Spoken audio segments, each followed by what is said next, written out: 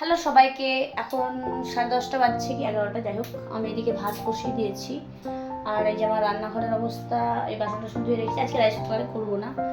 আর এদিকে সবজি কেটে রেখেছি, এই যে ভেন্ডি, আম ডাল করবো, ভেন্ডি ভাজা আর ছুটি আলু পোস্ত হবে। আজ আমার পছন্দের মেনু হবে, আজ নিরামিষ যেহেতু তাই। আর সমস্ত ঘর ক্লিন করে নিয়েছি। আর এই যে আমার দুঙ্কু, ছোট পাখি, কথা বলো তো পাপা। এই যে রিঙ্কু বসে আছে, রিঙ্কু অসুস্থ বোধ হয়, একটু ডাক্তারের কাছে নিয়ে যেতে হবে। বাবা কথা বলো তো, কথা বলো।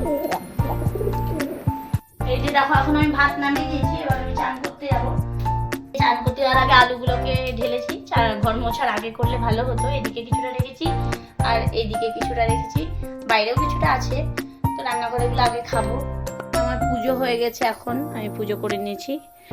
আর এগুলো আমার কিছু পেপার পাড়া হয়নি, পাড়তে হবে, পরিষ্কার করতে হবে। আর পুজো করে নিচ্ছি, এবার রান্না করব। কিছু কাপড় আছে এখানে, ছাদ থেকে তুলে এনে রেখেছি, এখানে কিছুটা আছে, এগুলো লন্ড্রিতে দিতে যাবো। আর এখানে আলমারিতে ভরবো, আমার চুড়িদারগুলো রাখা আছে।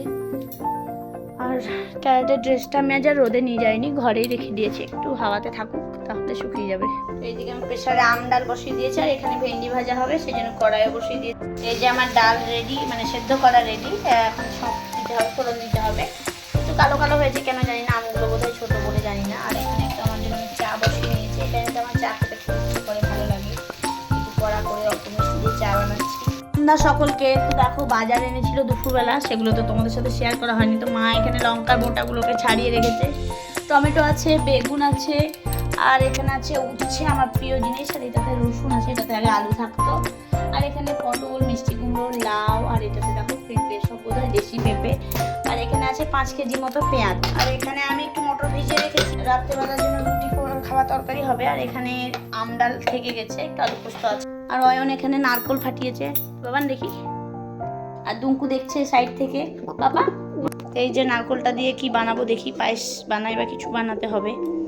তো আজকের মতো এইটুকুই ভিডিও। কেমন লাগলো অবশ্যই কমেন্টে জানিও, সাথে দুঙ্কুর বক বক কেমন লাগছে জানিও। আর ভালো লাগে তো লাইক করে দিও, যারা ফলো করনি অবশ্যই ফলো করে আমার পাশে থেকো।